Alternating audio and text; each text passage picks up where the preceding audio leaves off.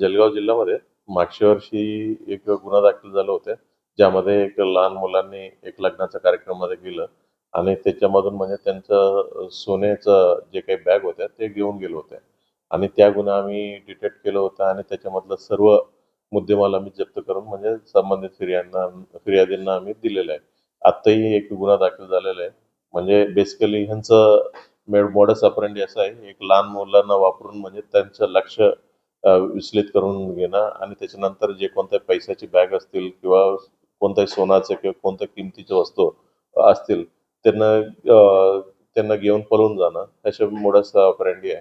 मग त्याच हिशोबानं वाचोरामध्ये एक मुलांनी अचानकपणे पडल्यासारखं त्यांनी नाटक केलं आणि त्यांचं लक्ष जे वयस्कर माणसं होतं त्यांचं लक्ष जर त्या मुलांना मदत करायला तिथे गेल्यावर म्हणजे ह्याचं एक बॅग होत्या, त्या बॅगमध्ये 2 लाख रुपये पैसे होते, ते घेऊन पळून गेलेले आहे. त्याच्या अनुषंगानं आमचं सीसीटीव्ही फुटेज वगैरे प्राप्त करून घेतलं आणि त्याच्यावरती आमचा तपास चालू आहे. लवकरात लवकर डिटेक्ट करून आरोपींना अटक करणार आणि याच्यापूर्वी जे घडलं होतं 1-2 घटना ते मध्य प्रदेशची एक टोली होती. मग या गुन्ह्यामधलं कोणता टोली नेमका आहे या विषयावर आमचा तपास चालू आहे. तर अमरावतीत 2 दिवसापूर्वी यांनीच चोरी केल्याचा एक व्हिडिओ पण समोर आलेला आहे. मला माहिती नाही.